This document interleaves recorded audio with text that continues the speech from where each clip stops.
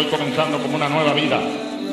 Estoy como renaciendo una nueva vida plena, feliz, para vivir viviendo con la patria bonita, con la patria nueva.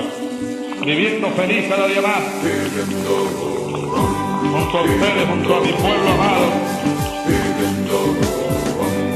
Junto a mis queridos soldados. Vivir viviendo. Vamos por los caminos, construyendo socialismo en libertad, en igualdad, con templanza y dignidad, sin odio, sin dolor, aferrados al amor.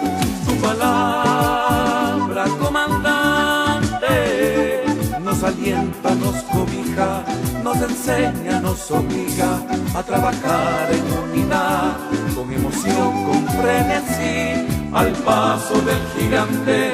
Digo pa'lante, comandante, pa'lante, comandante, pa'lante con fervor, que tu pueblo te bendice. Pa'lante, luchador, pa'lante viviremos, pa'lante venceremos. Quiero patria, voy contigo, comandante del amor. Pa'lante, comandante, pa'lante. No podemos ni siquiera optar entre vencer o morir. Nosotros venceremos. Pa'lante venceremos, comandante, padre amigo, Hugo Chávez. Vencedor, y es por ti que progresamos, es por ti que construimos, es por ti que nos curamos, es por ti.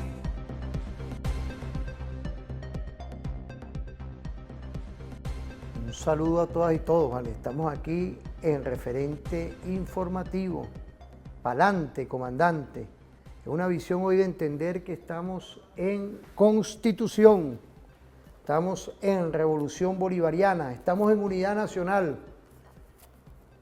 Tenemos alegría, tenemos fe, pero tenemos compromiso, sin duda, de lo que es hoy una visión geoestratégica de lo que representamos nosotros como República Bolivariana de Venezuela. Quiero felicitar a este salto adelante que se le ha dado en estos días en Unidad Nacional. Volvemos a Cipriano Castro, volvemos ante cualquier cañonera lo que es el espíritu estratégico. Felicitar sin duda a todos los poderes del Estado-Nación, pero también lo que es la identidad nuestra, la identidad, quiénes somos, cómo somos y hacia dónde vamos con el Padre Bolívar. No podía faltar que en este día especial que estamos trabajando este tema, nos conectemos con las universidades, con el sector universitario, del que hemos visto autoridades también en posiciones de la defensa de nuestra vida, de nuestra visión, de nuestra Constitución. Hoy tenemos a la Universidad Simón Bolívar como siempre, uno que colabora con el Instituto de Altos Estudios para América Latina de la Universidad Simón Bolívar. Hoy tenemos nuestro vicerrector académico y director del instituto. Bienvenido, profesor Víctor Teotisco, investigador, estratega en la defensa, en el amor patrio. Bienvenido al programa. Sí. Hoy queríamos arrancar el primer segmento en Unidad Nacional con Nicolás, pero quería que usted nos diera un abreboca como siempre. Sí. Esos detalles de la comunidad. Hoy, bueno, muchas gracias de nuevo por No, este es tenerme un aquí programa, en tu programa. este es un programa, profesor. Y a los videntes, porque ya no podemos decir tele, sino hay mucha sincronía en esto y también lo ven de manera remota o diferida. Bien, pero claro, este es un momento especial de la patria, un momento donde se nos intenta amedrentar, ni siquiera amenazar, sino amedrentar, una especie de guerra psicológica que tratan de hacernos, que nosotros impulsarnos a reaccionar de una manera que es contraproducente para el país. O sea, por eso es que desde el Estado, desde el gobierno, la presidencia del presidente Nicolás Maduro, desde las Fuerzas Armadas Nacional Bolivarianas, desde incluso la Asamblea Nacional, de todos los 5 poderes en realidad, y el pueblo armado, el pueblo en armas, bueno, estamos nosotros enfrentando esta agresión, que es una agresión de quinta generación, o sea, una agresión en todos los niveles, a nivel militar, a nivel mental, a nivel incluso de recursos, y requiere que el país digamos, entienda que es contra todos nosotros. Aquí no hay, no hay balas direccionales que van a caerles a unos sí y a otros no, es una amenaza completa al país.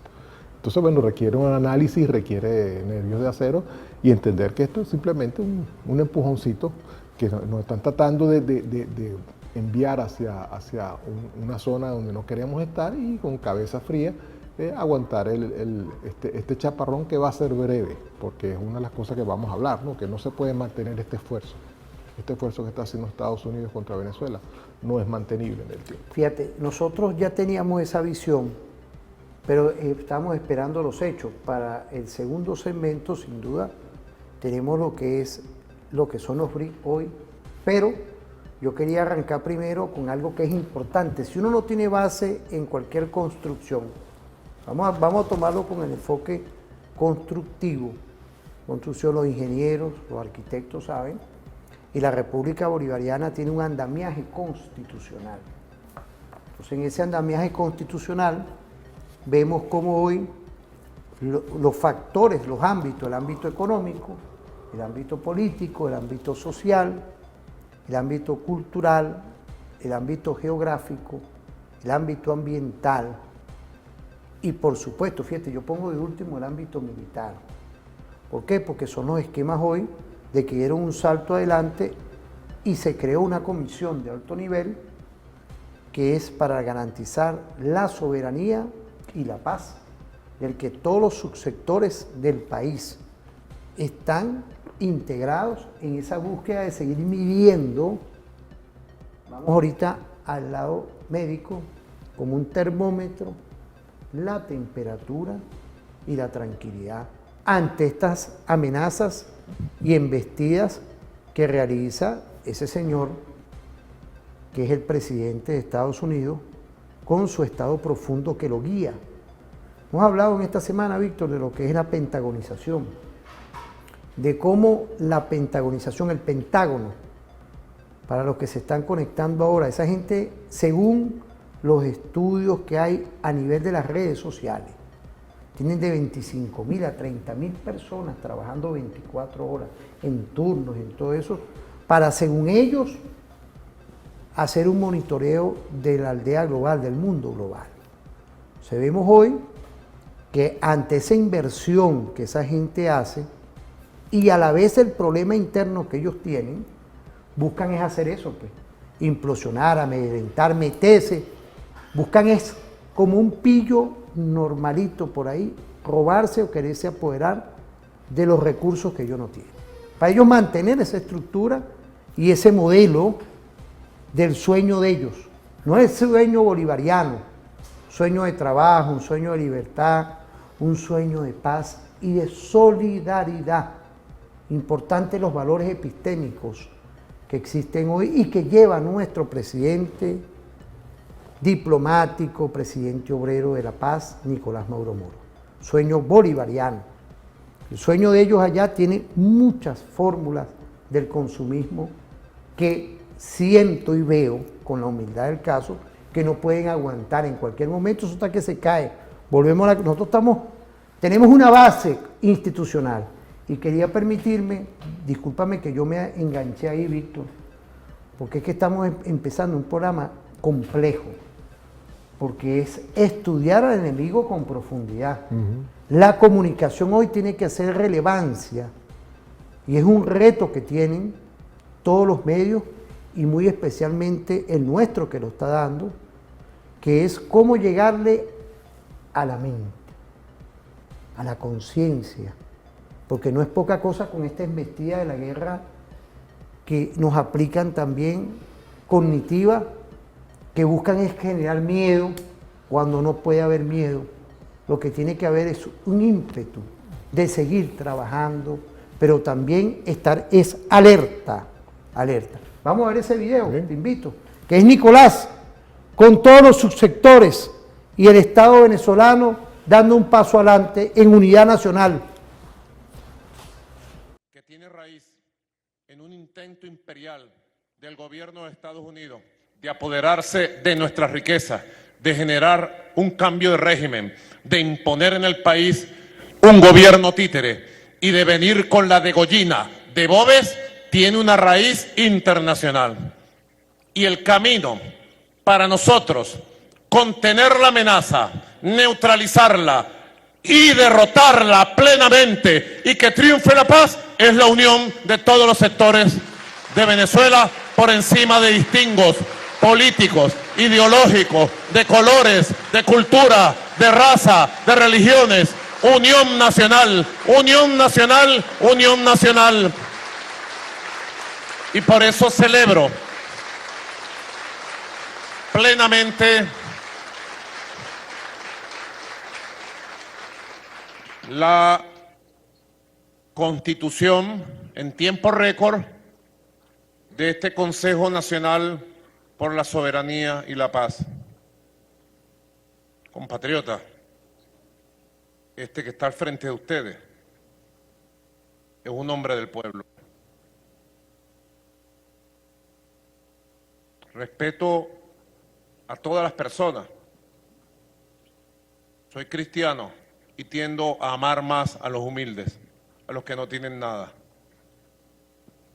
Fue lo que aprendí de mi hogar, de mi madre y de mi padre. Y le doy gracias a Dios que me hizo revolucionario. Y le doy gracias a Dios de haber tenido otro padre, Hugo Chávez, padre maestro. Le doy gracias a Dios por todo lo que he vivido y le doy gracias a Dios de antemano por todo lo que me queda vivir todo el tiempo. Pero yo les puedo decir, y ustedes lo saben, entre nosotros lo sabemos, aquí hay mucha gente que nos hemos visto a la cara en distintos escenarios. Muchos de ustedes son férreos opositores. Yo creo que más del 60% de los presentes son férreos opositores al comandante Chávez y a mí como presidente. Muchos hemos pasado de ser férreos opositores a dialogar, a oírnos y, como decía Simón Rodríguez, a entreayudarnos. Nunca jamás nos hemos negado una ayuda, un apoyo, una mirada, una palabra. Por eso agradezco profundamente que se instale esta instancia de un Consejo Nacional unitario, de Unión Nacional por la Soberanía y la Paz. Hoy tratan de construir una narrativa absolutamente inmoral. Con Freddy Bernal, que se encuentra aquí, hemos recorrido cuántos caminos, Freddy. Su amistad me perjudicaba a mí mucho en los años 90, porque cuando no estábamos presos nos estaban buscando. O sea, siempre. Ahí aprendimos cuántas cosas juntos que nos sirven para todos estos tiempos. Ustedes me conocen, nos conocemos. Lo que quieran criticar, critiquen. Y lo que quieran proponer, propónganlo. En el mayor nivel de libertad de opinión y de acción que un país pueda tener. Venezuela. Sobre Venezuela han montado un relato, una narrativa que ustedes saben que no es Venezuela. Esa narrativa. Y específicamente enfilan todo su ataque contra mí y contra mis hermanos y hermanas de lucha. Un ataque burdo que nadie cree en este mundo. Pero si hay un lugar del mundo donde nadie cree los ataques burdos y criminales contra este muchacho llamado Nicolás Maduro, es en Venezuela, porque nos conocemos. Sabemos de dónde venimos, quiénes somos. No he sido respeto a muchos de ustedes empresarios que tienen sus propiedades, sus bienes, los respeto. Pero yo nunca he tenido, ni tengo, ni quiero tener, ni procuro, ni utilizo la presidencia para ningún tipo de privilegio, para tener bienes de fortuna, para ser multimillonario o ser magnate. Esos son otros en el mundo. Aquí yo no. Este que está aquí no. Y lo digo porque lo han colocado en el centro del relato. Y creen que repitiéndolo 1000 veces lo convierte en verdad. Quienes mienten sobre Venezuela, sobre el presidente Maduro, desde Estados Unidos, todos los días, sencillamente lo que expresan es una soberbia inmensa, que es la soberbia del faraón, la soberbia imperial. Ellos dicen, no nos importa, ni informes internacionales avalados por la ONU, la Unión Europea, la Unión de Aduanas, hasta la propia DEA, que es un organismo de ellos, no les importa. Aquí la verdad es lo que yo diga, lo que nosotros digamos. Así actúan los imperios cuando están en fase de supremacismo. ¿Se creen Dios? Ellos se creen Dios. Así fue el faraón frente a Moisés. Moisés le advirtió una a una de las plagas. Es muy conocido el relato bíblico. Pero él se negó y llegó a decirle, es que yo soy Dios y Dios me obedece a mí. Esa soberbia del faraón la han tenido muchos emperadores. Pero a la soberbia del faraón le siguió las plagas que se conocen en la historia. Nosotros tenemos una fortaleza muy grande, y la fortaleza más grande que tiene nuestra república es su espiritualidad, es su verdad, que somos un pueblo noble, trabajador, muy decente, echado para adelante y además con un espíritu de emprendimiento y de trabajo y construcción que supera cualquier dificultad, sea la que sea. Nada más que nos toquen, ¡pum!, el que nos toque nos encuentra. No es un hombre, no es un hombre, ni hoy, ni ayer, ni nunca. Es un país, es una historia gloriosa que se llama República Bolivariana de Venezuela. No es un hombre, es una sociedad entera que debe defenderse de los ataques, de las injurias, de las infamias y debe salir adelante. Unida, unida más que nunca. Bueno, ¿qué podemos decir de nuestro jefe de Estado, Nicolás Maduro Moro? ¿Ah? Porque dio una visión. Bueno, el presidente pone la visión y pone el marco de justamente cuál es cuál debe ser la articulación nacional respecto a esta amenaza, ¿no? Y diciendo, mira, sí, hay diferencias, pero las diferencias no son, digamos, las diferencias no pueden ser contra la existencia de Venezuela. No hay que quemar la casa. Exactamente. O sea, la diferencia son diferencias en cuanto de repente en enfoque y en herramientas para trabajar, pero no puede ser en base a cuál es el objetivo de la nación. Y la nación que tenemos que nosotros es una nación que ha funcionado de esta manera. Fíjate, porque yo estaba hablando en estos días de que la derecha te vende de que los empresarios son mejores gestionando. Y es mentira, es mentira. Los países que tienen los mejores sistemas de salud, los mejores sistemas de educación, son sistemas públicos, porque no son sistemas privados. Pero en Latinoamérica particularmente, cuando hemos metido una empresa, en realidad en América completa, cuando a los empresarios se les mete el gusanito de la política y llegan al gobierno y dicen, nosotros somos los salvadores de la patria, ha sido un desastre tras otro, o sea, no hay uno solo que haya sido exitoso, porque justamente su esquema es, y el presidente lo menciona allí, ¿no? O sea, tú te puedes decir los casos, el Gonzalo López de Lozada en Bolivia, el GONI, Sí. Después Mauricio Macri en Argentina. Mira esto lo que hay, lo ve- que pasa ahorita en Argentina, ve- ahorita en este momento. Ecuador, con Noboa, que es el hijo o ahora el hombre más rico del país. Puente Y del narcotráfico. en puente- México que se quiere lanzar Ricardo Salinas Pliego, Otro. ¿ok? O Pliego Salinas, no sé exactamente, que es también un empresario de medios de comunicación de allá y de aerolíneas.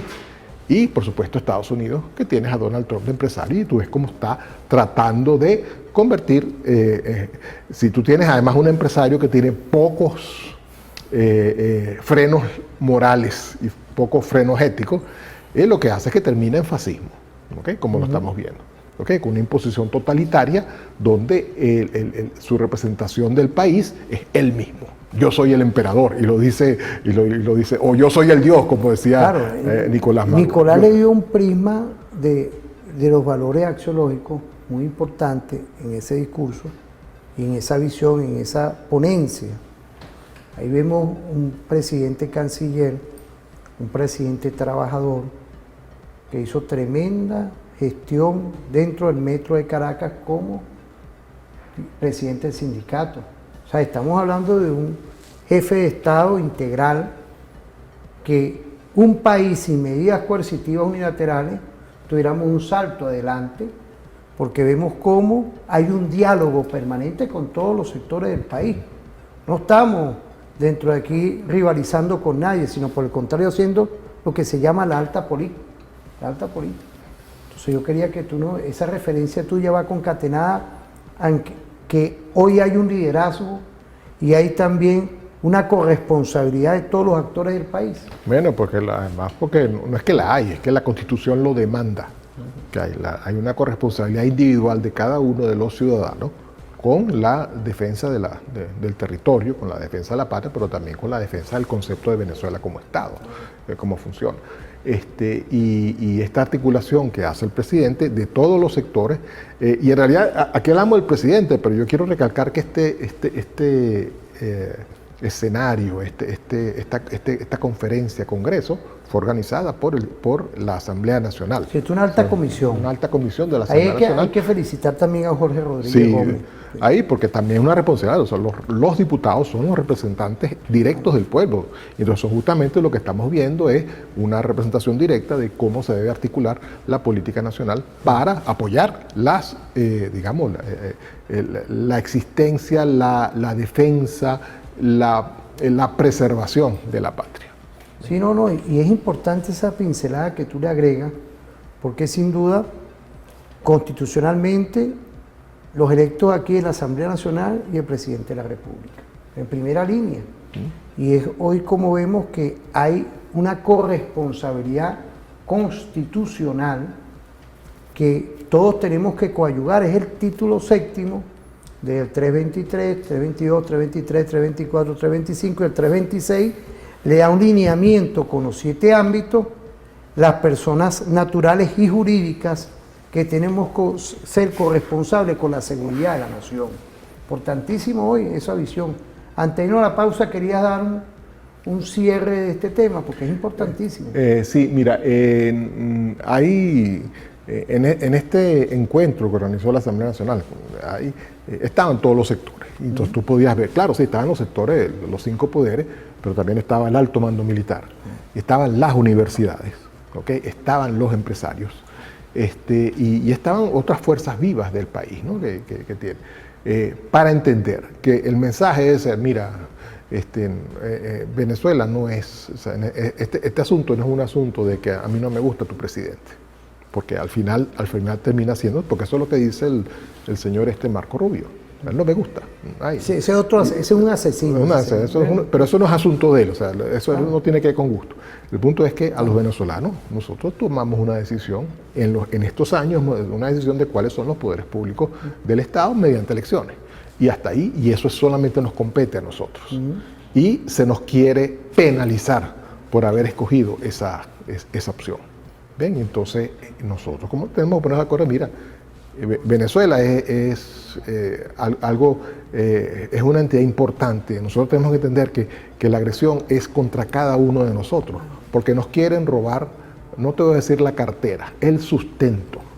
¿Okay? Nos quieren robar nuestro futuro de país, porque la idea es quedarse con nuestros recursos, la idea es quedarse, someternos de alguna manera y convertirnos en súbditos, como si este señor Naranjita de allá, de Catires Naranja, fuera de verdad un rey, un emperador, una cosa. No, nosotros hace 200 años elegimos otro tipo, escogimos una república de ciudadanos, y desde la Constitución nueva, una república de ciudadanos iguales, ¿okay? Y que además en plena revolución, que está cambiando los esquemas en que veníamos heredados tanto de la colonia como los que nos fueron impuestos después por estas mismas potencias que estamos hablando. Sí, bueno, es un modelo civilizatorio que tenemos y nos quieren montar otra cosa, como lo decía Bolívar, ahorita recordando, vimos la luz, se rascó el velo y no podemos otra vez volver a la oscuridad. Porque es Bolívar, aquí estamos, no hace falta tener libros, referente informativo está clarificado en lo que es nuestra doctrina bolivariana. No queremos esa doctrina que es la doctrina Monroe, y no nos van a volver a ver la oscuridad. En Unidad Nacional hoy, ante la planta insolente de estos señores, vamos a dar un salto adelante y vamos a vencer. Vamos a irnos a una pausa.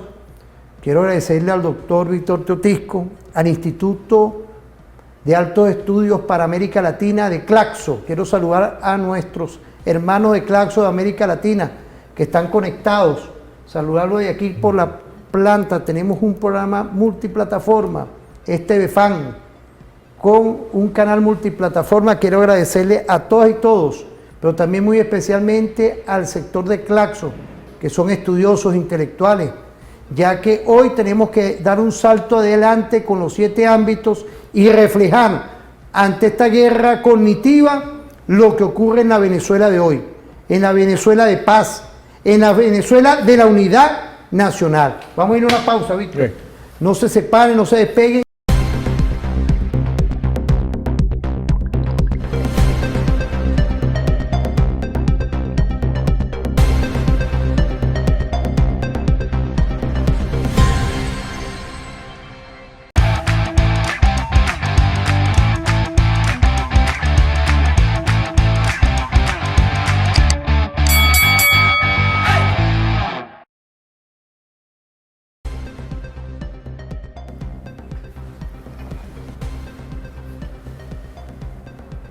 Nos volvemos, ¿vale? Importantísimo hoy que estamos haciendo toda una visión de la identidad nacional, del espíritu nacional, pero no podía faltar, Víctor, algo que es importante. Tú me pasaste en estos días una cápsula de una periodista mexicana que yo quisiera que pasarlo, te indico, porque estas son sorpresas que uno tiene aquí. Y por supuesto nuestro comandante Chávez, porque el tema del narcotráfico es una relatoría que el imperio siempre se ha caracterizado por malponer a gobiernos y a líderes que ellos buscan crear las condiciones para implosionarlo, para que se genere conflicto y ellos aparezcan ahí y como vulgares piratas, vamos a ponerlo aquí porque como hay que tener una visión dentro de la guerra cognitiva, como vulgares piratas, vamos a estudiar un poco lo que es un pirata. Ellos tienen una fórmula a lo interno de ellos de querer implosionar, pero también esa implosión, esa estrategia, esas escaladas de violencia, lo que buscan es un saldo, un objetivo que en todos estos años es apoderarse de materias primas. Entonces, esa narrativa que ellos buscan con la República Bolivariana no es hoy normal ni casual. Eso tiene toda una estrategia y en esta función estamos en referente informativo con la objetividad y el respeto a ti. a nuestra audiencia, como siempre, vamos a ver estas cápsulas. Te invito, Víctor, porque bueno, una la mandaste tú, gracias, desde el Instituto de Altos Estudios para América Latina. Vamos a verlo. ¿Estados Unidos moviliza su armada en el Mar Caribe con la excusa del narco? Según su cuento, la cocaína que mata a miles en su país, hasta la fecha el mayor consumidor de droga del mundo, viene de Venezuela y es culpa de Venezuela. Pero es que los más recientes informes de la Oficina de Naciones Unidas contra la Droga y el Delito cuentan otra historia. Y es que Venezuela no figura ni siquiera en el top 5 de países principales en salida de cocaína del mundo. No aparece ni como ruta de tránsito ni como territorio de acopio. La evidencia sitúa los principales flujos de droga hacia Estados Unidos desde el Pacífico, no del Mar Caribe, con epicentro en Colombia, Perú y Ecuador.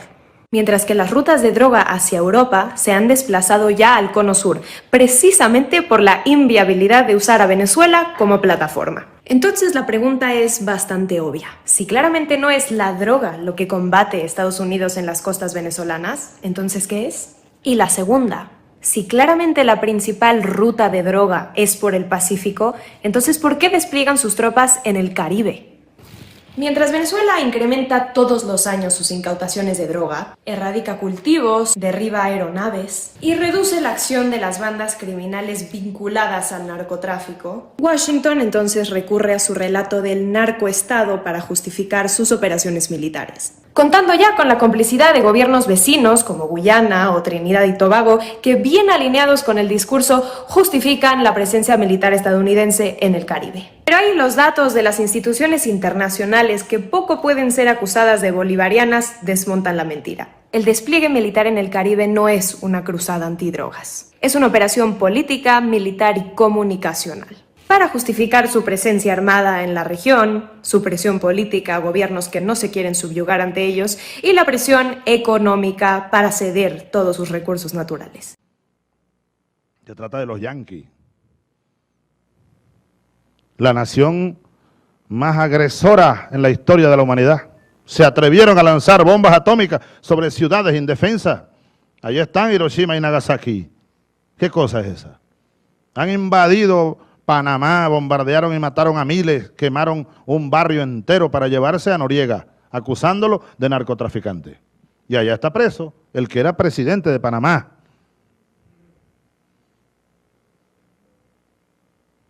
No es. Yo tengo varios alertas que me llegan, incluso desde algunos espacios que no son realmente aliados, sino gente seria, preocupada, de la operación que está en marcha, diseñada en el Pentágono, para señalarme a mí. Eso viene aproximándose, y es una operación de varios años. Hace varios años me lo dijo alguien, me dijo, te van a terminar acusando a ti de narcotraficante, a ti, directamente, a ti, Chávez. No es que el gobierno apoya o que se permita, no. Te van a tratar de aplicar la fórmula Noriega. Es uno de los planes que en Estados Unidos se ha venido desarrollando. Están buscando la manera de que se asocie a Chávez directamente con el narcotráfico. Y luego cualquier cosa es válida contra un narcotraficante que es presidente, pues. Un viaje a cualquier país del mundo y llega un comando y se lo llevó. No, se trata de Estados Unidos, no. Invadieron Irak con la excusa de que había armas de destrucción masiva. No las hay, no las hubo, pero igual ahorcaron al presidente sin juicio ni nada. Creo que 7 abogados que trataron de defender a Saddam fueron asesinados. ¿Quién lo defendía? Estaba muerto ya.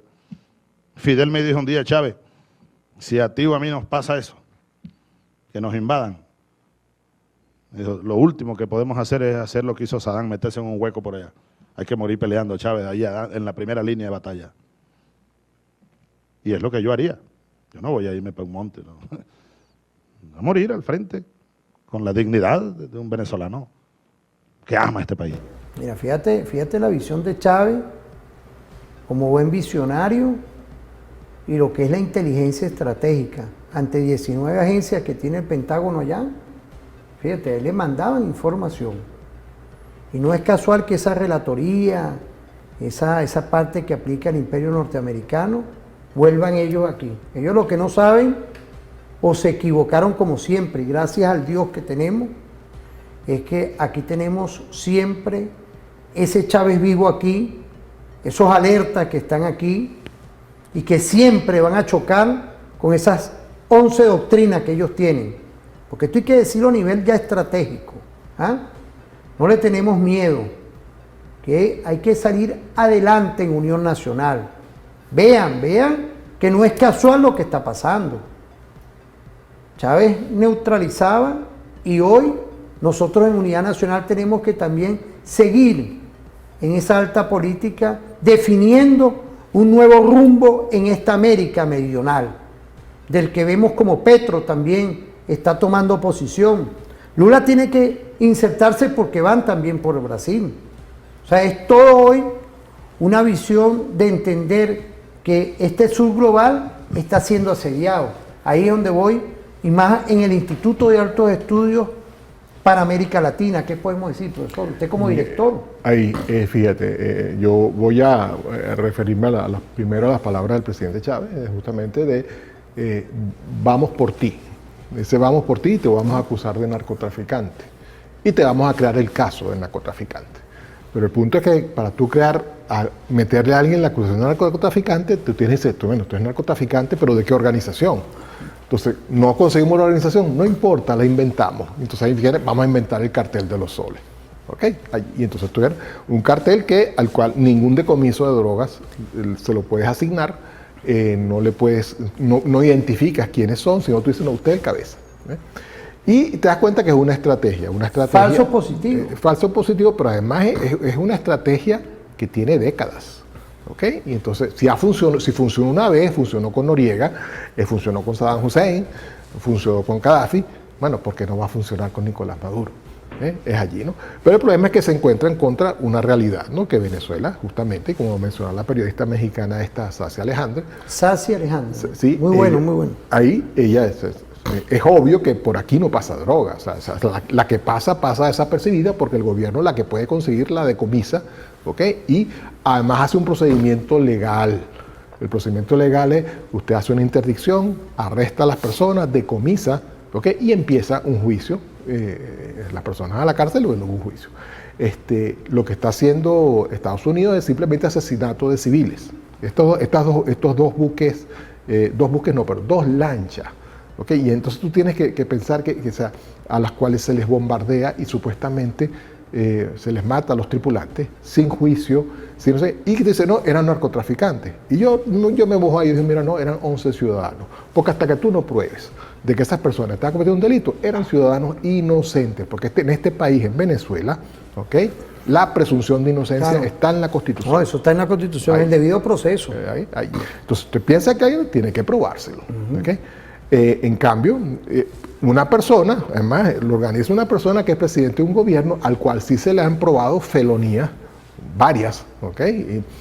Un presidente que dice que es un empresario y mentira, lo que ha hecho es ir quebrando sus propias empresas e ir cobrando a partir de ellas, o sea, de las quiebras, o sea, es un empresario fraudulento. Entonces no es, como digo, hay unos serios problemas éticos con el señor Trump.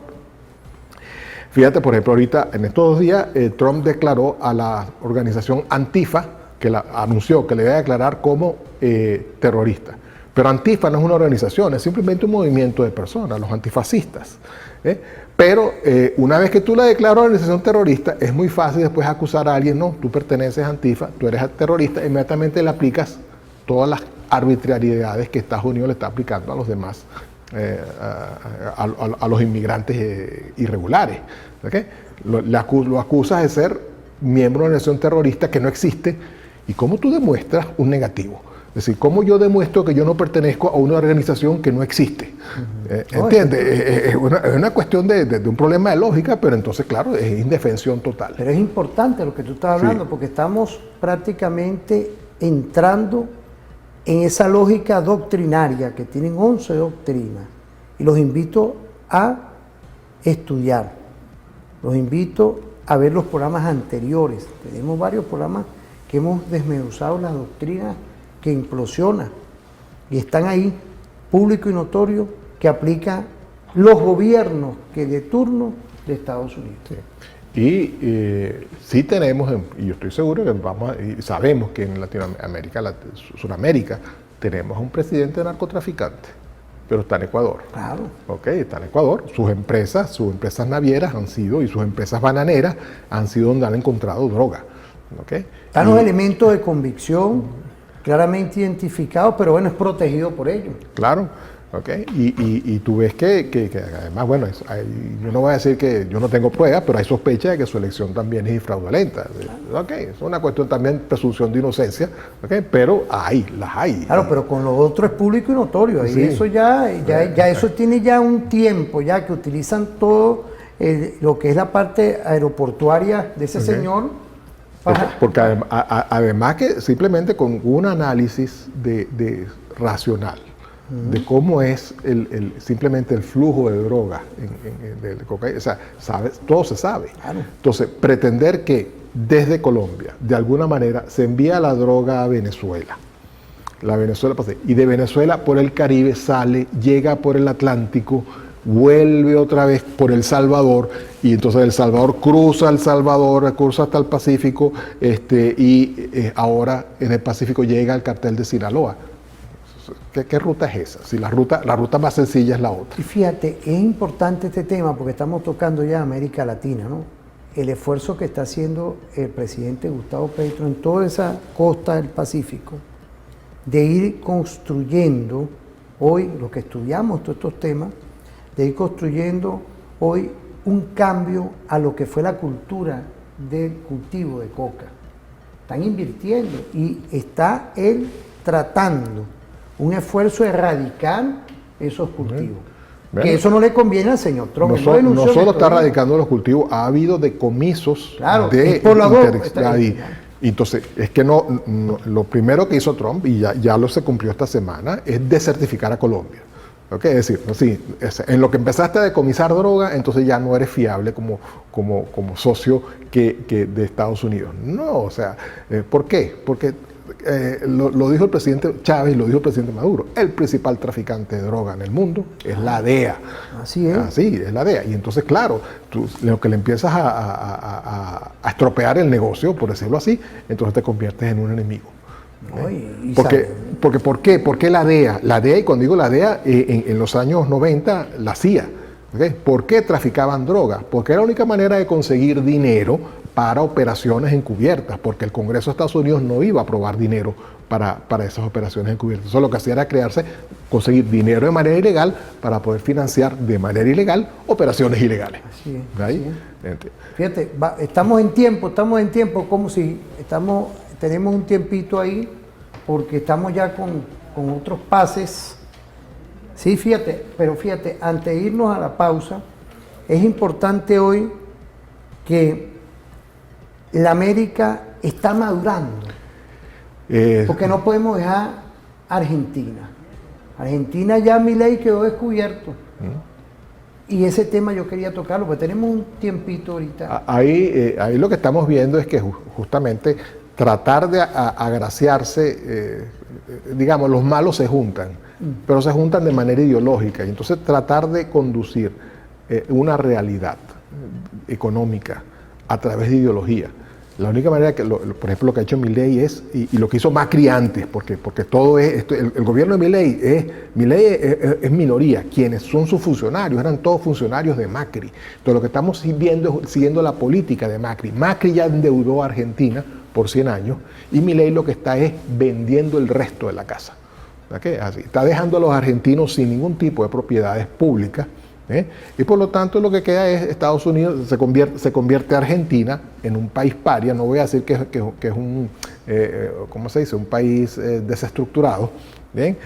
Pero se convierte en un país que va a estar totalmente dependiente económicamente de sus deudores. ¿Quién es su deudor? El Fondo Monetario Internacional y los fondos buitres de Estados Unidos. Entonces Argentina queda nulificada en cuanto a la política. Ahora, ¿cómo tú ves la apreciación ahorita? Porque en estas elecciones ellos perdieron Buenos Aires. Perdieron Buenos Aires. Hay una alternativa política hoy. Pero Buenos Aires además es donde están los poderes públicos y están donde las principales empresas. ¿Bien? Y ahorita, o sea, es Argentina, pero aquí ahora en noviembre hay elecciones en Argentina de las demás provincias. ¿Ok? Y vamos a ver cómo resulta eso, porque si justamente estas elecciones... ¿Podemos adelantarnos en dar una apreciación? Sí, o sea, yo creo que el partido de Milei, La Libertad Avanza, y también el partido de Macri, va a recibir una paliza en noviembre. ¿Okay? Porque la gente, o sea, de verdad ha venido sintiéndose la recesión económica, el desastre, la gente que ha entrado en pobreza. Ayer la presidenta Claudia Sheinbaum estaba hablando de que el gobierno de Andrés Manuel López Obrador y él sacaron a 13 millones de mexicanos de la pobreza. ¿Okay? Bueno, en Argentina, 13 millones de argentinos entraron en pobreza. ¿Cómo tú ves a Trump ahí con ese panorama? A Trump no le importa. No, pero fíjate, este es un panorama nefasto para el Estado profundo norteamericano. México, Brasil, Colombia, Venezuela y Argentina, porque son 5 polos. Imaginemos si Argentina vuelve y retoma un proceso progresista. ¿Cómo se va a poner Estados Unidos, que tenemos tremendo ellos, no nosotros, gravitajo? Ellos tienen un problema fuerte a nivel de Europa y el nuevo orden internacional. Bueno, entonces, que estas son cosas que uno puede... Estados Unidos se está retirando del panorama internacional porque justamente dejó de ser la potencia hegemónica. No es que dentro de poco dejará de ser, no, ya hay la economía, la política, la gobernanza del globo terráqueo pasó a ser multipolar. Pero pasó a ser multipolar en el sentido que ahora no es que China va a ser el nuevo hegemón que va a sustituir a Estados Unidos. China no está por la labor. China dice que eso es una trampa mortal, ¿okay? Que eso justamente va a ser efímero y que lo mejor es que cada quien sea importante. ¿Bien? Estados Unidos se rehúsa a perder esa hegemonía, pero no hay solución. No hay solución. Entonces, ¿qué es lo que hace? Tratar de replegarse. ¿Okay? Entonces, replegarse, apoderarse de nuevo de América Latina, como en los años, en las 2 entreguerras mundiales, por ahí, apoderarse. Pero los países de América Latina tampoco están por la labor. No es lo mismo ayer que hoy. No es lo mismo ayer que hoy. O sea, nosotros, por ejemplo, Venezuela ciertamente no es la misma. Venezuela está muy consciente de cuál es su papel como un país soberano independiente, no solo ahorita, sino hace 200 años. El legado de Chávez ahorita a la CELAC, ¿sí? Porque es un legado de Chávez. Es un legado de Chávez que no podemos nosotros quitarnos. Eso hay que quitarse el sombrero cuando uno habla a nivel de respeto.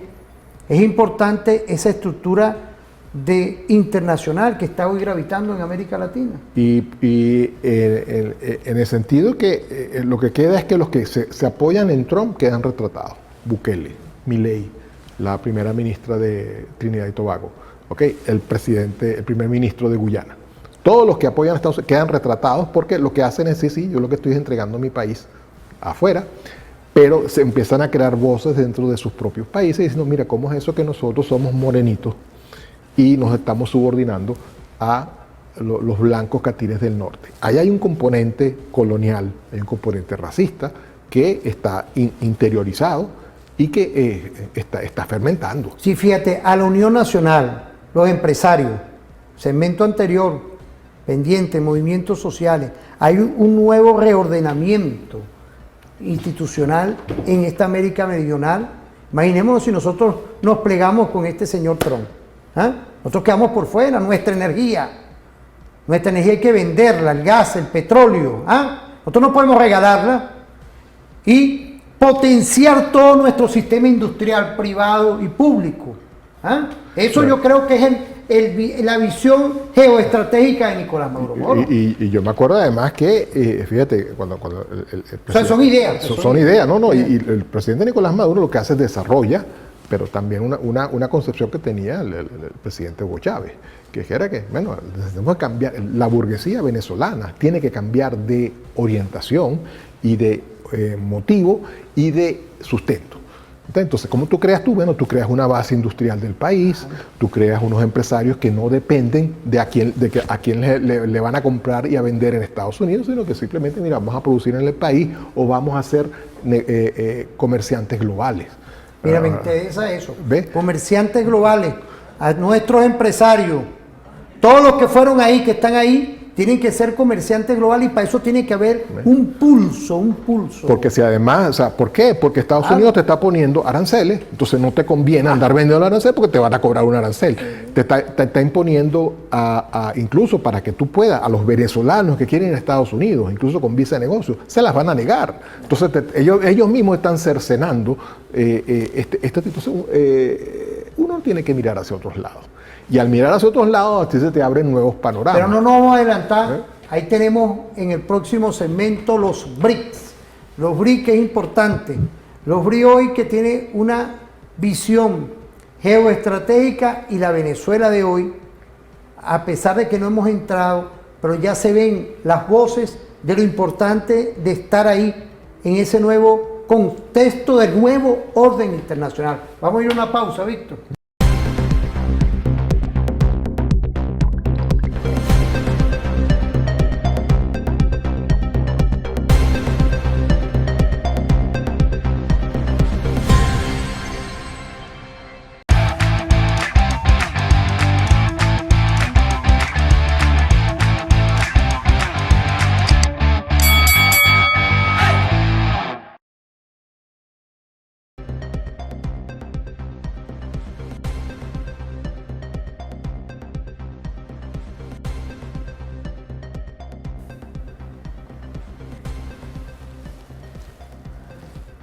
Y aquí está, fíjate, mira, aquí volvimos, ¿no? Lo que pasa es que, mira, aquí tengo mensajes, no había visto. Mira, quiero mandarle un saludo a la Academia Técnica Militar de nuestra Guardia Nacional Bolivariana en el estado de Aragua. Aquí tenemos, creo que oficiales técnicos, está corredor también aquí hoy, aquí en el estudio, ¿no? A la Academia Técnica de Tropa Profesional, ese está en los Valles del Tuy, saludarlo igualmente. Igualmente a la UNES, a nuestra Universidad Nacional Experimental de la Fuerza Armada. Yo le envío un saludo muy especialmente a nuestro general Fabio Sabarce Pavón, rector de la Universidad Nacional Experimental de nuevo tipo, la Policía Nacional Bolivariana igualmente.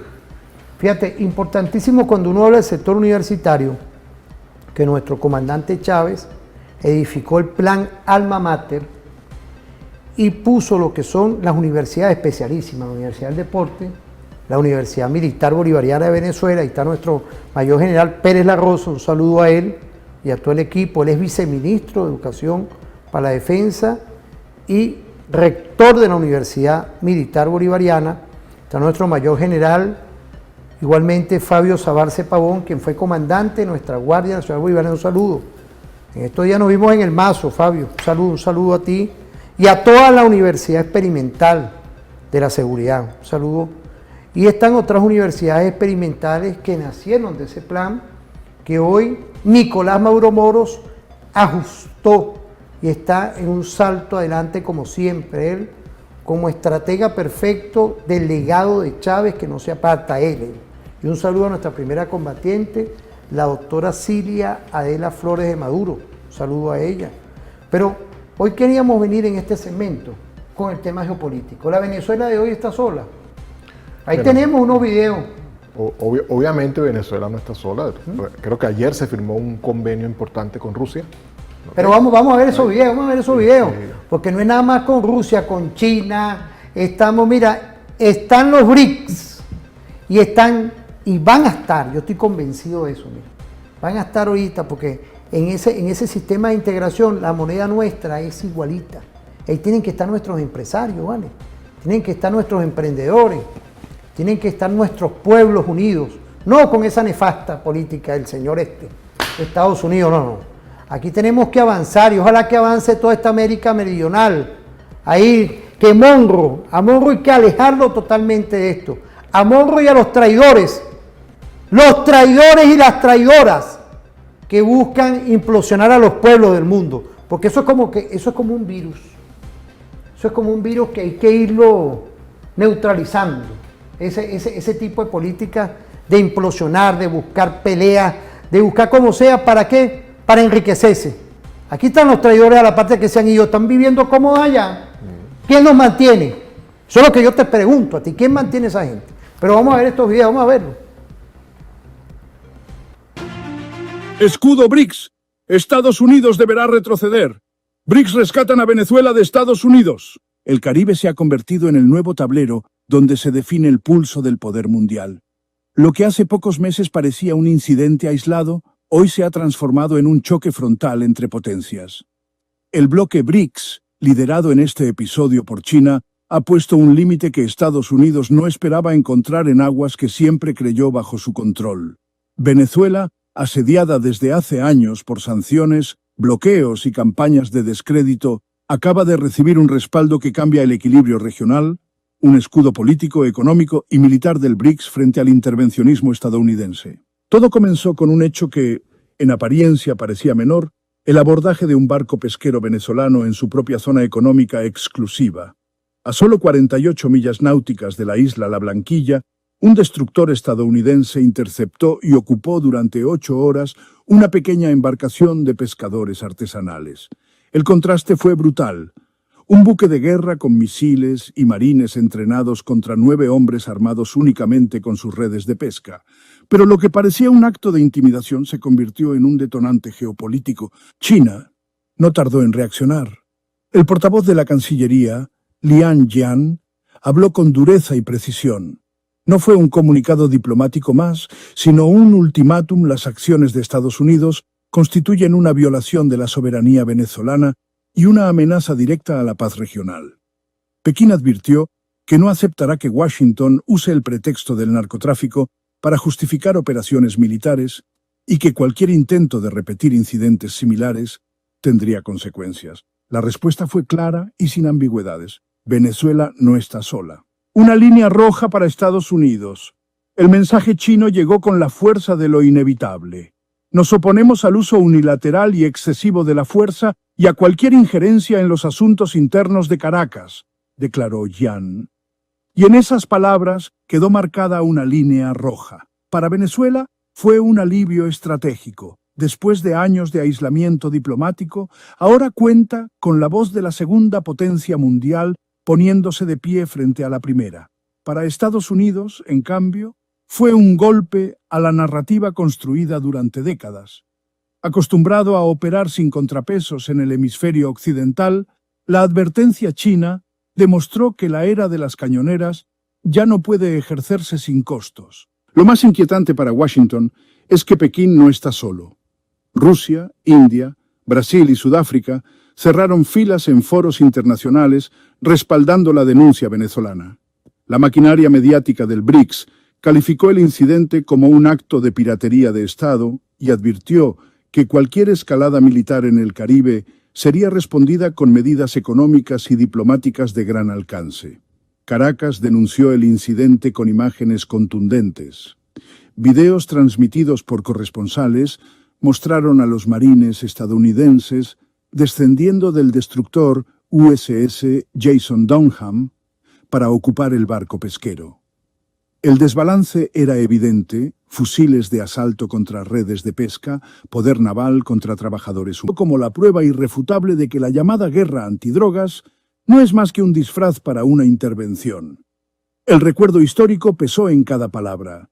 Maduro evocó la invasión a Irak, cuando Washington utilizó el pretexto de las armas de destrucción masiva para justificar un ataque devastador. Hoy inventan un cartel venezolano de la droga como ayer inventaron armas que nunca existieron, declaró. Y citó cifras de Naciones Unidas. Toda la producción de cocaína se concentra en Colombia, no en Venezuela.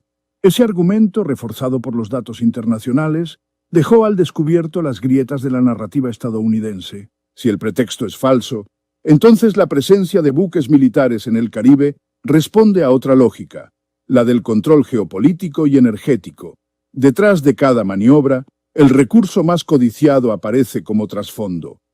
Venezuela, con las mayores reservas probadas de petróleo del planeta y abundantes riquezas minerales, se ha convertido en un objetivo estratégico. Washington sabe que perder influencia sobre Caracas significa abrir la puerta a que el BRICS controle una fuente vital de energía. China, por su parte, tiene un interés doble: garantizar acceso a esos recursos y al mismo tiempo evitar que Estados Unidos expanda su poderío militar en aguas cercanas a rutas comerciales que conectan con el Atlántico. Para Pekín, permitir que Washington avance sin freno en Venezuela equivaldría a abrir la puerta a futuras agresiones contra sus propios aliados. Por eso el mensaje fue inequívoco. El ataque al pesquero venezolano no es un incidente aislado, sino un ensayo general que no puede repetirse. En Caracas la reacción fue inmediata. Maduro convocó a la milicia bolivariana y advirtió que cualquier agresión sería respondida con resistencia organizada. Si Venezuela es atacada, habrá lucha armada, aseguró. Sin embargo, también dejó abierta la puerta al diálogo. Estamos dispuestos a hablar con Washington, pero no bajo el chantaje de las cañoneras. Esa dualidad, preparación para la defensa combinada con voluntad de negociación, es parte de la estrategia bolivariana, mostrar firmeza sin cerrar la diplomacia. La población venezolana interpretó el respaldo chino como un respiro. En barrios, plazas y cuarteles se repitió la idea de que Venezuela ya no es un país aislado, sino un punto estratégico del tablero global donde el BRICS está dispuesto a intervenir. La Casa Blanca respondió con declaraciones ambiguas. Trump, visiblemente incómodo, aseguró que Venezuela envía drogas, pandilleros y amenazas a Estados Unidos. Pero detrás de esa retórica, quedó claro que el incidente lo tomó por sorpresa. El Pentágono intentó justificar la operación como parte de su campaña contra el narcotráfico, pero Pekín desmontó esa coartada denunciando el uso político de esa narrativa. El dilema es evidente. Si Estados Unidos insiste en la presión militar, corre el riesgo de enfrentarse no solo a Venezuela, sino a todo el BRICS. Si retrocede, quedará en evidencia que su hegemonía ya no es incontestable. El verdadero impacto del episodio no está solo en el Caribe, sino en el escenario internacional.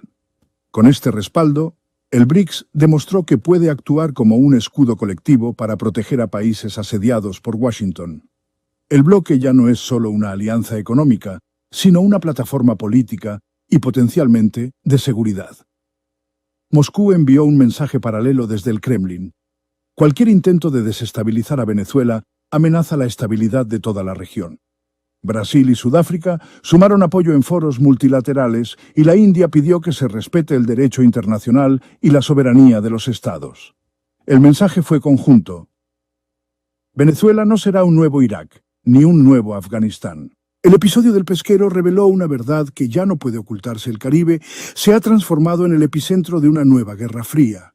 No es una metáfora, sino una realidad tangible. Buques de guerra estadounidenses frente a islas venezolanas, respaldados por bases militares en Colombia y Guyana, frente a una coalición de potencias que ven en Venezuela un símbolo. Ese símbolo que representa hoy una Venezuela de paz, una Venezuela de solidaridad. ¿Qué podemos decir de esto, profesor? Bueno, esto es parte de la diplomacia de paz y la diplomacia lo que se ha logrado, ¿no? Con la mayoría de los países del mundo, porque aquí no, Venezuela está aislada. No, ¿está aislada de quién? Está aislada de algunos países de la Unión Europea y está aislada de Estados Unidos y Canadá. Eso está, punto. Y más nuestro conflicto con nuestros vecinos Guyana. Del resto, Venezuela no está aislada. Venezuela sigue manteniéndose digamos, haciendo tanto en influencia como en intercambio con el ámbito mundial. Particularmente ahora que los BRICS se dan cuenta de que, sí, mira, no vamos a poder surgir como poder económico si no nos dedicamos también a la parte de geopolítica. Porque es importante, o sea, la economía es destino, igual que la geopolítica, la geografía es destino. ¿Qué tenemos que hacer? Entonces, Venezuela se encuentra justamente jugando con la mayoría de los países del mundo. Veamos, por ejemplo, tenemos esto. China sí se da cuenta y dice, mira, porque si tú me empiezas a estorbar en el Caribe el tránsito de mis tanqueros, porque ese es el mensaje que China le envió a Estados Unidos, si yo estoy comprándole petróleo a Venezuela y si tú me estorbas o incluso no se te vaya a ocurrir abordar un tanquero con cargamento para China. Pero si me lo haces en el Caribe, me lo puedes hacer también en el estrecho de Malaca o me lo puedes hacer en el mar de China. Sí, y ahí está Irán también allá. Ahí, por eso, entonces, y la India se ve en ese espejo, porque la India le está diciendo, mira, la India es importadora, pero no solo neta, sino con bastante volumen de petróleo. Se lo compra a Rusia, pero también se lo está comprando a Venezuela. Claro. Pero entonces Estados Unidos le está diciendo a la India ahora, deja de comprarle petróleo a Rusia. ¿Ok? Y entonces, ¿por qué? Porque no quiero porque si no te pongo aranceles del 50%, ya le puso aranceles del 50% y ahora le está amenazando con poner aranceles del 100%. Entonces India, ok, puede que reduzca algo las compras, pero no puede reducirlas todas. Entonces le queda los otros países petroleros, Irán, Venezuela, pero Irán y Venezuela están en la misma situación, con ciertos bloqueos y todas las cosas. Si tú además empiezas a bloquear el petróleo, embarques para la India, tú lo que estás estrangulando a la India, que es el otro país importante de los BRICS, y entonces pones al primer ministro indio en una disyuntiva. Pues el primer ministro indio quisiera, un ministro que tiene una opción política en realidad, liberal, por dar así, pero también es muy nacionalista. Y la India tiene ese pasado de haber sido colonia durante 200 años del Imperio Británico, y en su independencia han creado una parte descolonizada. No van a volver a ese aspecto. Quiero agradecer a Omar y a Wilder. Vamos concatenados con una cápsula que tenemos ahí de Alif en el último evento que se conmemoró la culminación de la Segunda Guerra Mundial, que estos tres grandes países como la India, China y Rusia se unieron allá. Ahí tenemos una apreciación, esa apreciación tiene ya un tiempito ya. La hemos sacado veces, pero quiero agradecer al equipo de producción en vivo y en caliente. Yo quisiera ver ese análisis de Alif, porque va concatenado con esto, que hay un nuevo orden internacional, y vemos hoy cómo no es casual también la fortaleza de nosotros pertenecer como libres y soberanos a estructuras de la consolidación de la multipolaridad y el multicentrismo. Vamos a ver esa cápsula que viene ahí. Por favor, gracias. Años. China se montó como la primera superpotencia geoeconómica del planeta, si es que medimos el Producto Interno Bruto como poder adquisitivo, es decir, como lo que se llama en inglés Power Purchase Parity, ¿no? El poder de paridad de compra. Entonces, ¿qué tenemos hoy? Tenemos 4 países, en primer lugar, si es que abordamos la cuestión simplemente geoeconómica, China en primer lugar, Estados Unidos en segundo lugar, India en tercer lugar, cuidado con India, por eso es la gran sorpresa. Yo creo que el cisne negro aquí fue India. Y luego en cuarto lugar Rusia, que ya dejó atrás a varias de las potencias excoloniales de la Unión Europea, incluyendo a la Gran Bretaña del Brexit. Entonces, mira, está muy claro el panorama, es una dinámica que ya venía con su proceso, BRICS subiendo, el G7 cayéndose. Basta ver hoy, las 3 grandes economías de Europa están literalmente pues con serios problemas. El mismo Merz, ya sabes que él es ex empleado de BlackRock, el Merz pues ya diciendo que ya la cuestión de la ayuda social debe ser quitada, lo cual obviamente le va a perjudicar en las elecciones, y lo estamos viendo en los sondeos de opinión, donde AfD ya supera a la coalición tanto del Partido Socialdemócrata como del Partido Conservador allá en Alemania. Lo mismo está sucediendo en Gran Bretaña, ya Miguel Farage, muy ligado a J.D. Vance, el vicepresidente, y al presidente Trump, pues incluye, ya está por encima de Starmer, quien está haciendo agua con todo su gabinete y su economía a grado tal que van a pedir hasta ayuda del Fondo Monetario Internacional. Y Francia, que es un tema aparte porque ya está entrando en una grave ingobernabilidad, más allá de su crisis financiera, su probable entrada a la recesión, y tienen el 8 de septiembre con Bayrou, el primer ministro, puede ser que tengan una moción de censura. Entonces, los únicos, curiosamente, países que se están salvando solamente desde el punto de vista económico son España e Italia, y el resto, pues no tiene buen desempeño. Entonces, mira, el mundo está muy claro, Yo no estaría muy a favor de los ditirambos de ayer. Por ejemplo, escuchaba yo al consultor militar ruso Martillanov, que ya habla de un nuevo orden mundial, ya el entierro de... Fíjate, esto es importante, Alif, porque nos refleja también la situación que hay en Europa. Él tiene esa percepción del nuevo orden mundial. Yo siento más bien que hay un salto adelante en la integración de los BRICS. Los BRICS no es nada más Europa. Los BRICS viene siendo toda la globalidad hoy, porque en principio los BRICS los crea también, está Brasil, fue el creador, Irán, China, Rusia. Es decir, hay un nuevo orden reestructurándose como lo previó claramente Nicolás Maduro Moros al entrar en esta etapa del gobierno, de seguir con el legado de Chávez, de ir acercándonos como lo tenemos hoy con la multipolaridad con los BRICS. Obviamente, o sea, estamos viendo que justamente estas potencias, vamos a llamarlas de ese nombre, potencias de los BRICS, porque es así, pues están viendo que la unión hace la fuerza, pero además vamos a cambiar las reglas en nuestro favor. Pero en nuestro favor significa en el favor de todos en el mundo, ¿okay? Incluso Estados Unidos, ¿okay? Porque en su declinación le va a convertir, porque yo te digo, a mí me parece que Estados Unidos ha dejado de ser la potencia hegemónica y ahora simplemente una potencia más, ¿okay? Fastidiosa, ¿okay? Que no se resigna a ese rol menor en que ahora va a tener que jugar, pero que, digamos, este nuevo juego de reglas nos favorece a nosotros. Él mencionó algo ahí de esto sobre la Segunda Guerra Mundial, y desde el punto de vista, fíjate que desde Rusia lo llaman la Gran Guerra Patriótica, no lo llaman claro, ahí ese evento fue en la conmemoración en China, que hubo en estos días. Pero desde el punto de vista de China, China también tiene un nombre, lo llaman la Gran Guerra Imperial. Claro. ¿Okay? Y para ellos no comenzó en 1939, comenzó en 1931, cuando Japón invadió Manchuria. Así es. ¿Ve?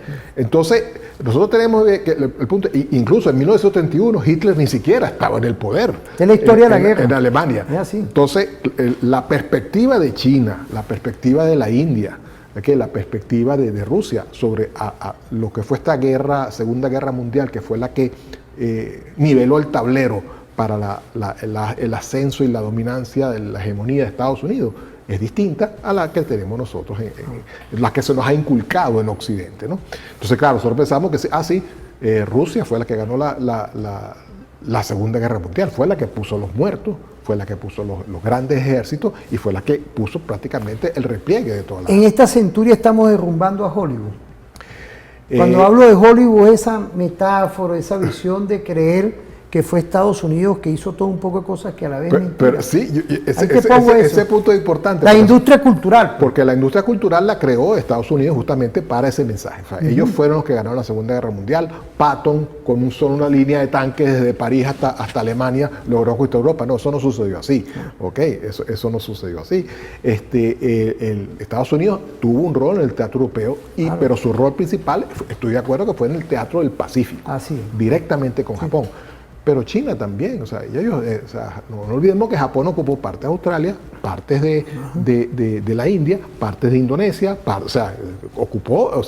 Japón actuó imperialmente y también actuó de manera genocida, ¿okay? en esa guerra. Y en este momento estamos viendo que en este reacomodo los países asiáticos, con la Organización de Cooperación de Shanghái, que fue hace 2 semanas, simplemente hubo un nuevo barajo. Ahí es donde yo quiero llegar, fíjate, importante. En esa nueva reconfiguración que se está haciendo, ¿cuál es el papel de la Venezuela de hoy? ¿Ven? O sea, nosotros tenemos que estar claros, es que nosotros no estamos en Asia, ¿ok?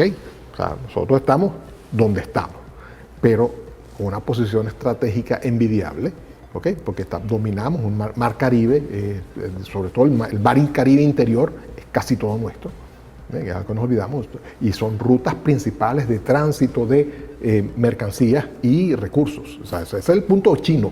Claro, pero fíjate, pero ahí donde está, a pesar de que nosotros estamos en Asia, pero Asia depende, y dependemos mutuamente, siento yo, con el tema energético y con el tema de nuestra identidad cultural, nuestra identidad de solidaridad. Fíjate cómo estamos hablando, cómo le estamos poniendo esto, que no nada más con el ámbito económico, sino somos afines a muchas cosas.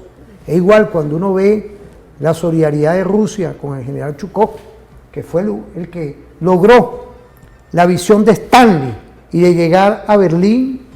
Es una solidaridad de libertad. ¿Cuántos muertos pusieron aquí? Aquí nada más tenemos de la parte nuestra Bolívar, que salió a libertar. Eso hay que decirlo aquí, porque la doctrina militar bolivariana fue la doctrina bolivariana de todas y todos. Por eso es que esta semántica, esta forma cognitiva de ver la realidad es romper con Hollywood directamente. A nosotros estamos impresos ahí en el Asia de hoy, que no es nada más energía. Sí, mira, los venezolanos tenemos la percepción de que la pisada venezolana en el mundo es mayor que nuestra posición geográfica y que nuestra posición ideológica. O sea, porque tú lo ves, en los medios siempre te hablan, no, Venezuela esto, Venezuela lo otro. Parte también como parte de la propaganda de Hollywood, la propaganda del Pentágono, del Departamento de Estado, de tratar de hacernos convertir en los malos. Y si quien se asocia con nosotros pertenece también al club de los malos. Pero resulta que el club de los malos, al parecer, es el 90% del globo terráqueo. ¿Okay? Entonces, alguien tiene que dar cuenta que la perspectiva es otra. O sea, no puede ser. Y tú ves que en Europa, que tú lo mencionaste, lo mencionó Jalife, el ascenso de la ultraderecha en los distintos países. ¿Okay? Y también el hundimiento, que no lo mencionó, de los partidos socialdemócratas.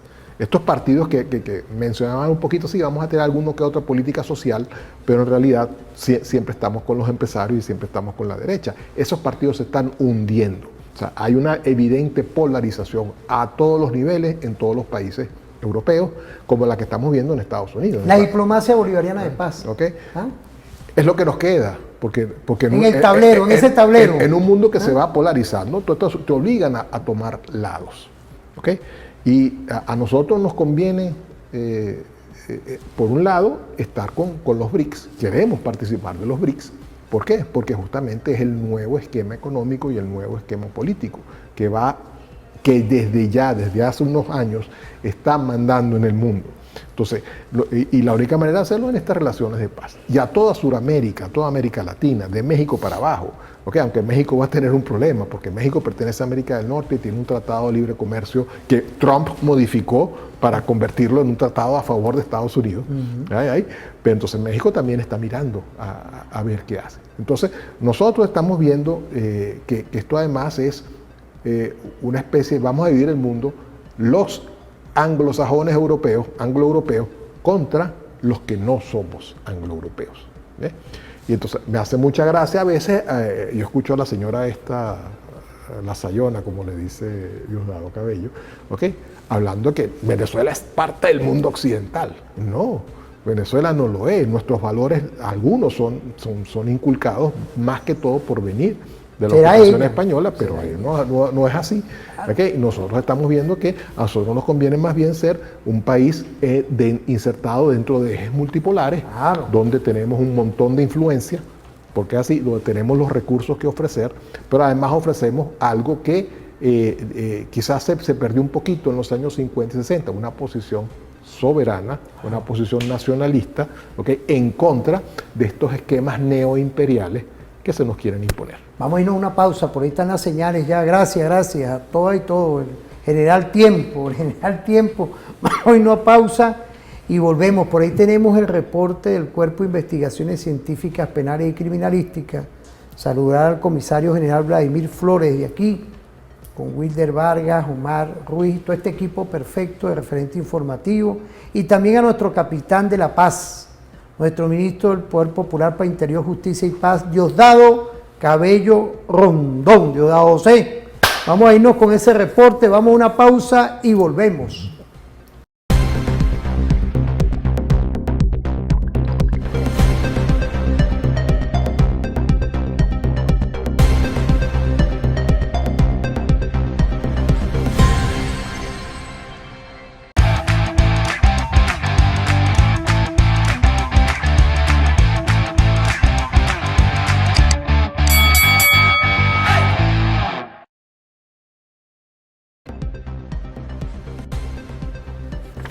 Pues me agarraron aquí, ¿vale?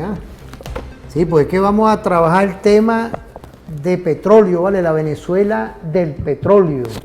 La Venezuela que hoy En todos estos 4 segmentos que estamos empezando con este último por el día de hoy, del Instituto para el Estudio de América Latina de la Universidad Simón Bolívar, hay que hacer una referencia estratégica de por qué estamos hoy construyendo un nuevo esquema internacional, porque fuimos parte de eso con nuestro comandante Chávez y el canciller era Nicolás Maduro Moro. Pues ahí no hay tutía, y hoy presidente estratégico que lleva a buen puerto, como siempre, el timón de la República Bolivariana de Venezuela.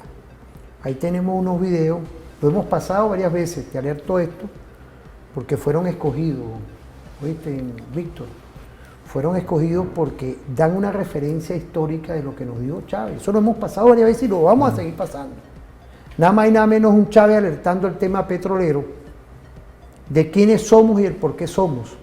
Y también a nuestro hermano profesor mexicano Alif, en las últimas declaraciones que dio, que seguimos con la Venezuela con P de petróleo. Vamos a verlo para retomar y culminar este programa perfectamente. Gracias, está Alejandro, de director, y tenemos a estos alumnos y sargentos de nuestra Fuerza Armada Nacional Bolivariana. Porque este país, nuestro país, bueno, no es Rusia, no es una gran potencia, no es China, pero bueno, tiene una importancia, una importancia grande. Si lo vamos a ver por el lado económico, la primera reserva de petróleo de este mundo. ¿Ve? Cuando se acabe el petróleo en casi todo el mundo, que para allá vamos, eso podría ocurrir quizá a finales de este siglo. El petróleo ha comenzado a escasear en buena parte del mundo. Cuando se acabe el petróleo en este mundo, quedarán 5 países todavía con reservas importantes: Rusia, Irán, Arabia Saudí, Irak y Venezuela. Y otros más, pero te estoy hablando de los gigantes petroleros. Ese es un asunto que le da a Venezuela una importancia especial, y no ahora, desde hace un siglo. ¿Cómo es que te llamas tú? Elena. Elena. Elena. Elena, como mi madre. Elena, fíjate. Todos los presidentes que por aquí han pasado, desde hace 100 años, y que pretendieron tomar las riendas del negocio petrolero venezolano, todos fueron derrocados. Cipriano Castro, comenzando el siglo XX. Después Isaías Medina. Después Carlos Delgado. Antes de él Rómulo Gallegos, un gran escritor. Carlos Delgado lo asesinaron. Y yo, derrocado. Y la causa fundamental, el petróleo. Porque los países, digamos, poderosos de Occidente necesitan ese petróleo. Yo creo que ese es un factor de mucho peso, que no tiene que ver exactamente con el miedo, porque ¿quién le va a tener miedo a Chávez? A nosotros, pues somos gente de paz. Nosotros cuando nos metemos con alguien es porque nos defendemos. Como dice una copla llanera, yo soy como el espinito, esa es una mata en el llano. Yo soy como el espinito que en la sabana florea. Le doy aroma al que pasa y espino al que me menea. ¿Ve? Entonces no creo que sea miedo, sino es parte del juego político. Pero además de eso, Venezuela, además del petróleo, está la parte política. Se trata de lo que algunos llaman el mal ejemplo. El mal ejemplo de Venezuela, ¿ves? Bueno, algunos lo llaman ellos el mal ejemplo. El golpe contra nosotros aquí lo lanzaron y quizás se apresuraron un poco. ¿Tú sabes por qué? En mi criterio, antes de que ganara Lula las elecciones. Porque fue el golpe de 2002, siendo Lula candidato. Bueno, pasó lo que pasó, gana Lula, y luego comienza un proceso de un despertar, un renacimiento del proyecto sur, o del proyecto Suramérica, que tenía más de 100 años y mucho más que defenestrado, cercenado. ¿Cuántos golpes de Estado dieron aquí, en este continente? ¿Cuántos han dado? Y todos, sin excepción, planificados. Seguimos platicando con Jalife, hablemos de Venezuela, lo que acusa Maduro, que están haciendo todo en Estados Unidos para tratar de aniquilarlo y que todo es mentira. El Departamento de Defensa de Estados Unidos denunció que 2 cazas venezolanos sobrevolaron ayer el destructor Jason Dunham en aguas internacionales del Caribe, en lo que calificó como un movimiento altamente provocador. Washington lo consideró una maniobra de hostigamiento dirigido a interferir en sus operaciones contra el narco y advirtió al gobierno de Maduro que evite más acciones de este tipo. Pero lo que sí es que ahí se va acercando Estados Unidos poco a poco. ¿Qué quiere Trump? ¿Quitar a Maduro? Petróleo. Punto. No pierdas tu tiempo. Esto es, si Maduro accede y le da el petróleo, lo deja. Igual en México. Esto es, no le interesa. Igual en México. No me escuchaste esa parte. Entonces Rubio vino a eso, quiere petróleo. Petróleo. México se escribe con P de petróleo. Venezuela con P de petróleo. ¿Por qué? Pero el tema con Venezuela es diferente al de México. Y lo que estamos viendo en cuanto a toda la fuerza que está mandando para Venezuela, pues intimida.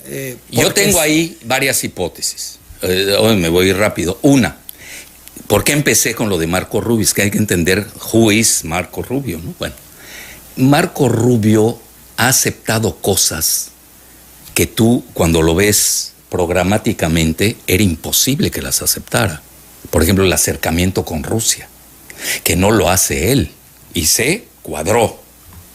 ¿Quién lo hace? Trump. Sí, Witkoff.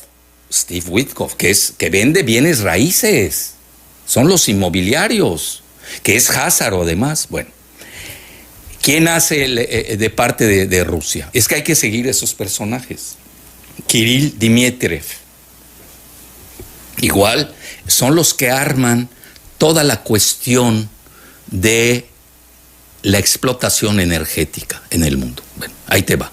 Entonces, mira, si empezamos nosotros de Venezuela a analizar el mundo, yo tengo buenas relaciones con ellas, no tengo ningún problema.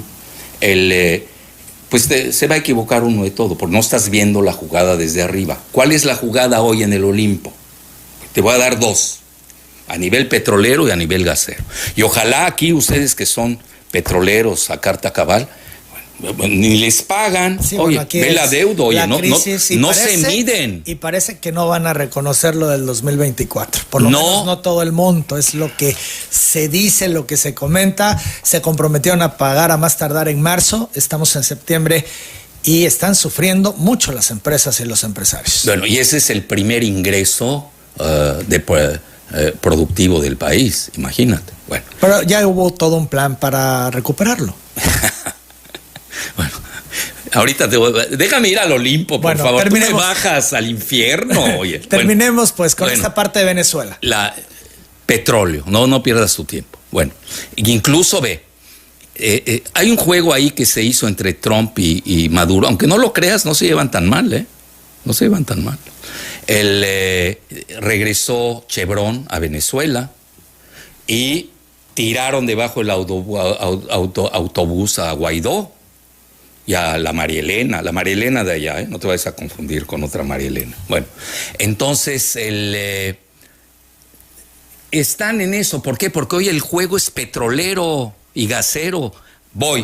Fíjate, esto es importante porque tenemos la visión del comandante Chávez, que nos habla del petróleo.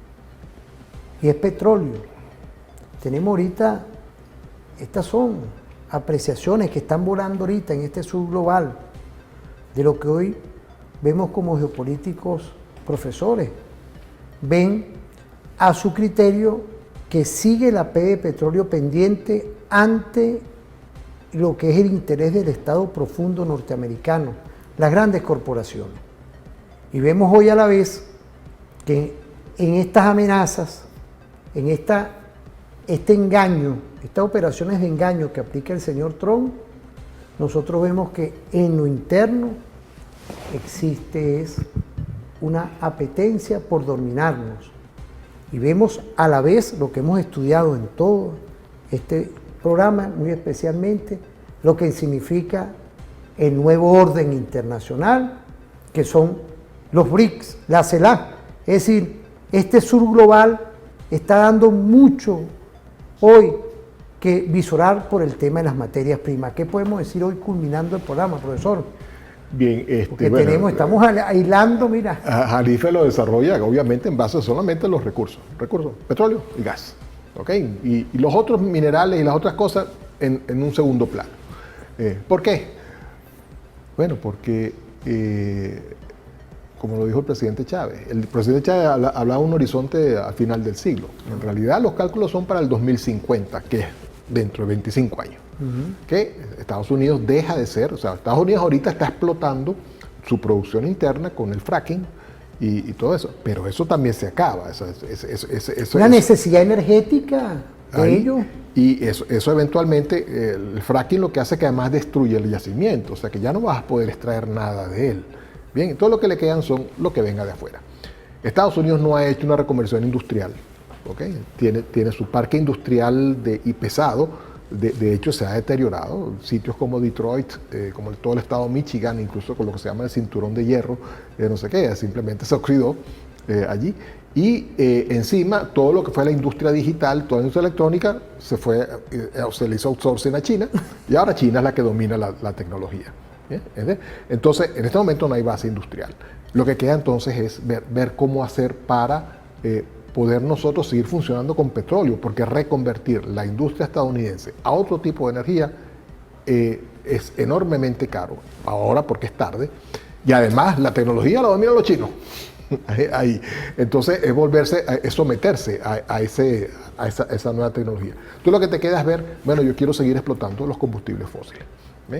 ¿Y quiénes son los dueños? Bueno, Venezuela, México, que lo tiene cerca, Irán, Arabia Saudita, y lo que nos queda es, bueno, vamos a darle, ¿cómo crees que va a funcionar? Vamos a fregar a Venezuela, porque yo quiero tener acceso a esos recursos y no que sean los venezolanos los que los manejen. Punto, eso es todo. Es decir, profesor, significa hoy que las políticas defensivas y también la unidad nacional hoy, porque este es un programa dedicado a la unidad nacional, tiene que estar versado también en lo que es nuestra independencia, nuestra soberanía y nuestros recursos naturales. Bueno, yo creo que todo venezolano tiene que despertarse todos los días pensando que el petróleo sigue siendo nuestro principal modo de vida. No va a dejar de serlo, por lo menos en un siglo. Y el gas también. Y el gas también.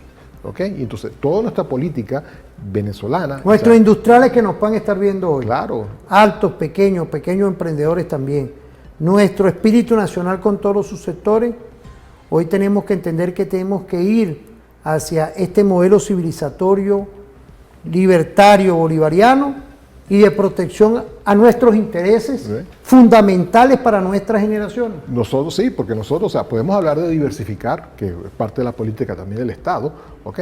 Pero el diversificar no va a reducir el enorme peso que tiene la explotación petrolera y gas dentro de la economía venezolana, porque no solamente es la venta, es todos los servicios adicionales. Pero ya somos independientes, gracias a Dios, con el tema alimentario. Claro.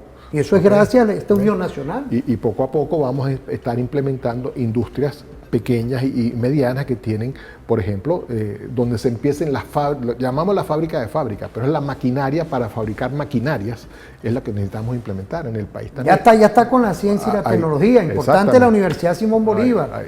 Bueno, pues el día de hoy quiero agradecerte, profesor, para mí siempre hacer referencia a nuestro sector universitario, desde aquí, desde TVFAN, de referente informativo, agradecerle a toda la audiencia, me disculpan por no poder mandar mensajes, ¿verdad?